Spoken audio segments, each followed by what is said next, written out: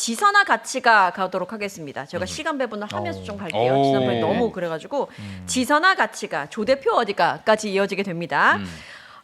지금 조국 대표의 출마지를 함께 고민해 봐야 하는 거야? 라고 나는 질문을 하고 싶어. 왜냐면 지금 14일 공개하겠다라고 하거든요. 내일. 만 그냥 말씀하시면 될 것 같은데 약간 뭐 프로듀스 101 전화투표 결과 발표합니다 이것도 아니고 광고 보고 오겠습니다. 60초 후에 공개됩니다. 그래서 몇 번째입니까 지금? 그러게요. 피로감 들죠. 오늘. 근데 사실 지금 평택과 하남 이야기가 나왔는데 평택 쪽으로 많이 기우는 것 같더라고. 맨날 어디 평택. 기울었대. 어떻게 근데 저번에는 지금 하남 기울었다며. 하남에서는 근데 아닐 것 같고 평택으로 기우는 것 같아요. 근데 이게 좋은 전략은 전 아니라고 보는 게 제가 이 자리에서도 여러 차례 말씀을 드렸습니다만은 정치는 정치인들이 하는 게 아니라 결국 국민이 한다는 우리 이재명 대통령님의 책 저서 결국 국민이 합니다거든요. 경호실장 맞네. 아니 그러니까 그런 차원에서 저는 좀 정치를 올바르게 좀 큼직큼직하게 했으면 좋겠는데 네. 지금 조국 대표나 뭐 한동훈 전 대표도 마찬가지고요. 너무 이렇게 본인의 당선에 좀 달아있다. 너무 좀 목을 매달고 있다라는 게 느껴져요. 그렇기 때문에 좀 정치를 올바르게 하는 것이 아니라 본인의 당선이라고 하는 그 목표가 너무나도 절대적이라는 걸 국민들이 알고 있을 뿐만 아니라 지금도 뭐 어디를 나가느냐에 대해서 뭐 험지로 나간다라는 것을 이 조국 대표가 하나의 어떤 워딩으로 쓰고 있는데 아니 뭐 험지 나가라고 누가 얘기한 적도 없고요. 명분을 얘기해야지. 그냥 본인이 나가는 데는 나는 험지니까 나는 좀 어려운 희생을 한 거야라는 하나의 이런 좀 서사를 만들려고 하는 느낌이 많이 들어요. 근데 굳이 국민들이 요구한 바도 없고요. 그리고 본인 스스로 국민의힘 제로라는 걸 이야기했기 때문에 그럼 국민의힘 제로가 되는 지역구가 어디냐 이런 것들은 우리가 물어봤지만 뭐 자꾸 험지 이렇게 이야기를 하면서 본인의 출마지도 공개하지 않고 뭔가 이렇게 지역구를 두루두루 쇼핑하는 느낌을 준다는 것은 결국 어디를 정하더라도 저는 그렇게 좋은 선택지로 그게 귀결될 것이냐. 결국 국민들은 피로감이 들 것이고 그 해당 지역구 계신 분들은 아니 뭐 우리한테 뭐 표 몇 개 넣었냐라는 상당히 좀 거부감도 들 수 있기 때문에 저는 조금 조국 대표도 그렇고 좀 정치를 좀 큼직하게 좀 명분 위주로 좀 정면 돌파했었으면 하는 아쉬움이 좀 크게 남는 그런 모습 아닌가 싶습니다. 그렇습니다. 좀 비슷한 듯 다른 얘기를 할 수 있을 것 같은데 지금 좀 서사 개미 지옥에 빠져 있습니다. 서사 개미죠. 그렇죠. 명분 서사가 있어야 서사. 된다. 거기에 그러니까 이걸 다른 얘기로 하면 좀 멋짐 강박에 빠져 있는 거예요. 험지도 그거야. 멋진 강박 비슷한 거야. 험지 그렇죠. 나가는 거. 사실 험지. 뭐 그 얘기도 좀 해보자면 이미 대통령 지지율이 70%잖아요. 네. 전국에 험지가 별로 없어요. 제 말이 그겁니다. TK... 아니 대구도 지금 김부겸 의원이 될 판인데. 그렇죠. 대구도 그렇게 하는데. 맞아. 근데 지금 이제 본인이 험지라는 그 서사 전제를 까셨기 때문에 멀쩡한 지역구들을 다 험지로 만들고 계세요. 험지여야만 하는 거야. 험지화를 시키는 거야. 험지여야만 하는 거야. 그 세계관에서. 그러니까 지지자분들도 막 흐린 눈으로 맞아 험지야 막 이렇게. 근데 험지가 아니에요.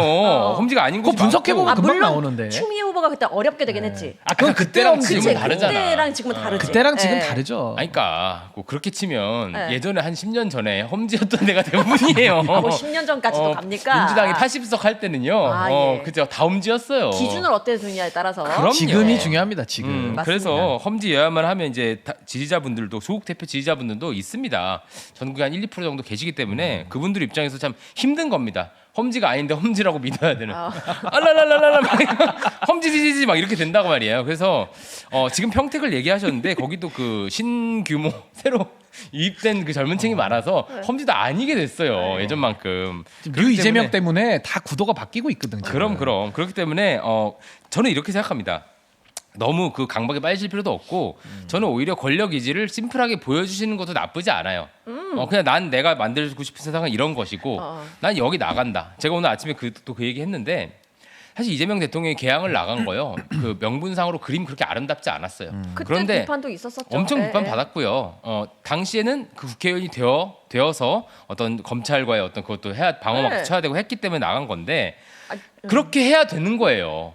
이를테면 권력 의지를 보이고 나는 이래 이래서 나간다. 근데 지금 너무 말이 많으신 거야. 멋져야 한다는 강박. 그렇지. 뭔가 자꾸 왕자님으로 연결이 되나? 근데 너무 그렇게 공을 예쁘게 차서는 골을 잘 못 넣습니다. 어떨 때는 킥앤드러시를 해야 돼요. 그냥 뻥축구를 해야 돼요. 멋져야 돼. 이념이 중요하죠. 그러니까. 저도 머리 한번 넘길까요? 아씨 머리 한번 넘기고 제가. 저런 거를 예전에 다 웃어줬단 말이야? 아니 난 저거 옛날에 안 웃었다. 믿을 수가 없네. 그래서 네네. 저는 이제 나이키의 슬로건 네. Just Do It. 그냥 해라. 그냥 해. 어. 그냥 좀 해. 맞아요. 이랬으면 좋겠어요. 아니 근데 석현 씨 잘 생각해 보세요. 그냥 하라는 것만큼 그렇게 또 뭐랄까요? 잘 손에 잡히지 않는 것도 없는 것 같아요. 그냥 하면 된다. 네. 말은 듣기 좋고 쉬운데 조국 대표 입장에서는요. 지금 너무 절박하기 때문에 5만 가지 생각이 지금 다 드는 거예요. 그래서 저스트 두잇 너무 쉽지만 그분에겐 적용이 안 되는 겁니다. 그러니까 한 발짝 의 서사가 필요하다. 그러니까 강박이 있으니까. 아니 그래서 저는 뭐 맞는 말씀인데 저는 조국 혁신당 내지는 조국 대표에게 제가 좀 조언 아닌 조언을 해드리고 싶어요. 예예. 방향성을 좀 제대로 정해라라는 말씀 제가 드리고 싶습니다. 방향성. 이게 뭐냐? 지금 조국 혁신당에서 나오는 메시지만 제가 소개를 좀 해볼게요. 어허. 하나는 이재명 정부의 성공을 원한다라는 이야기를 계속 합니다. 이거는 여당 유사한 느낌이잖아요. 여당은 아니지만 뭐 범여당 느낌으로 범여당. 얘기를 하고 있습니다. 네네. 이해되잖아요. 동시에 또 이런 얘기를 합니다. 우리는 야당이다. 선명 야당이다. 아하. 법사위에서 보십시오. 국민의힘보다 더 매섭게 정부를 때리는 데가 또 조국 혁신당을 비롯한 일부 법사위의 민주당 야당 그 집권 야당 의원들이에요. 김용민 의원은 조국혁신당 아니죠? 아니, 그러니까 아닌데 헷갈릴 보조가 뻔했네요. 거의 조국 혁신당이 하자는 대로 하고 있거든요. 그러니까 저는 웃는 거 내보내지 마세요. 아니 이재명 정부의 의도적으로 친 게 너무 다뤄놨네. 이재명 정부의 성공을 원한다고 하면서 선명 야당의 역할을 하니까 이게 지금 안 맞는 거고 그치. 또 하나는 지금 민주당의 노선이 어디로 가고 있습니까? 이재명 대통령께서 집권 여당 네. 우리 지금 중도 보수 간다. 심지어 지금 보수 확장까지 하고 있거든요. 그런 상황 속에서 조국 대표는 여전히 사회권 선진국을 또 이야기하고 있습니다. 네. 이건 또 진보적 아젠다를 본인이 하겠다는 거거든요. 그러니까 중도 보수로 가는 이재명 정부와도 노선이 다른데 또 우리는 이재명 정부의 성공을 원하고 그러면서 또 국회에서는 가장 앞장서서 정부를 반대하는 야당 역할을 하고 이게 뒤섞여 있다 보니까 지금 국민들은 조국 혁신당 과거에 윤석열이를 쫓아낼 때는 네. 나름의 존재감이 있었고 그럼요. 3년은 너무 길다. 네. 아니 소구력이 있었는데 지금은 이재명 정부에서 이 사람들은 도대체 무슨 정치를 하려는 거지? 이 주소 설정이 안 되다 보니까 아하. 상당한 혼란을 스스로도 겪고 있고 국민들도 반응이 없는 것이다. 그러면 내일 만약에 발표를 하는데 평택으로 발표를 한다라고 가정을 해보면요. 어떻게 될 것 같으세요? 사실 이 평택에 만약에 나가게 되면 지방선거의 셈법이 굉장히 복잡해진다라는 얘기가 있더라고요. 특히 진보당까지 얽히면서 울산과 평택 서로의 어떤 뭐 딜이라는 표현을 해야 될까요? 협의해야 될 부분이 좀 있다 보니까 복잡해진다. 어떻게 아니 근데 평택 나가는 게 국민의힘 제로랑 무슨 상관 있습니까? 그러니까 조국 대표는 이미 국민의힘 제로라는 거를 여러 차례 이야기를 해놨기 때문에 평택에 나가는 게 국민의힘 제로와 어떤 관련이 있는지를 설명을 해야 되는데 이게 납득이 안 되잖아요. 그러니까 수도권으로 지금 나가는 상황 속에서 네네.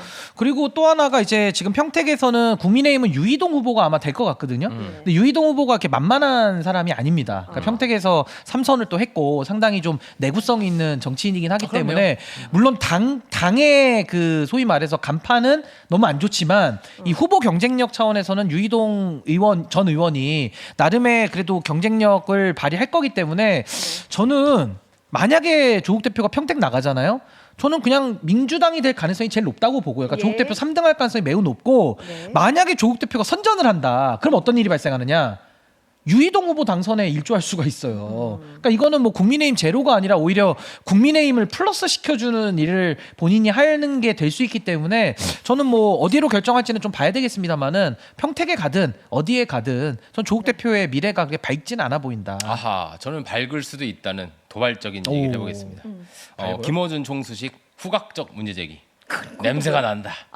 뭐냐면요. 예, 그런 얘기가 있어. 전 이 선거에서 변수는 정청래 대표가 될 것이다. 약한 후보를 내서 조국 대표로 단일화 몰아줄 수도 있죠.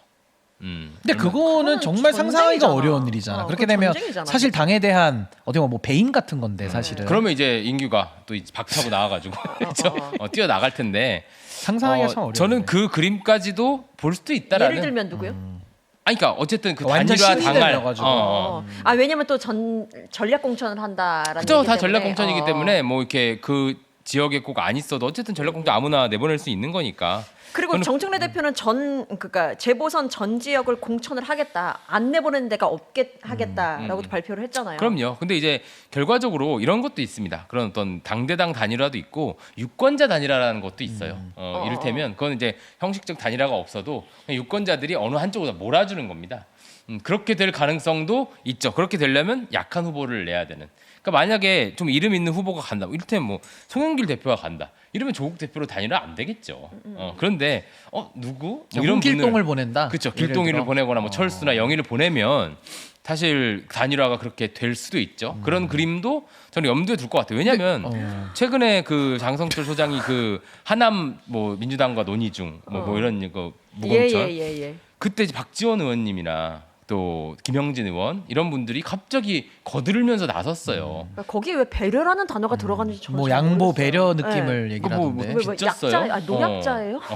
아니 채권자예요. 제일 독하네요. 아니 채권자예요. 왜 우리가 사회적인 배려 계층은 따로 있잖아. 근데 그렇죠. 거기 왜 배려라는 게 들어간지 모르겠어요. 지금. 그러니까 답을 정해놔 배려라고 그냥 무조건 뭘 챙겨줘야 되는 그러니까 알고 것처럼. 보니 뭐 성소수자일 수도 있지만 그렇다고 해서 배려를 하진 않죠 우리 사회가 선거가 그러니까 그렇기 때문에 지금 상황에서는 끝까지 좀 봐야 되고 가장 그 변수는 정청래 대표가 될 것 같다. 평택을에 지금 뾰족한 후보가 지금 마련되어 있지 않잖아요. 네. 그렇기 때문에 끝까지 보셔야 될 것 같습니다. 근데 만약에 진짜 그렇게 단일화로 하면 전쟁 납니다. 아니 근데 만약에 그렇게 하잖아요.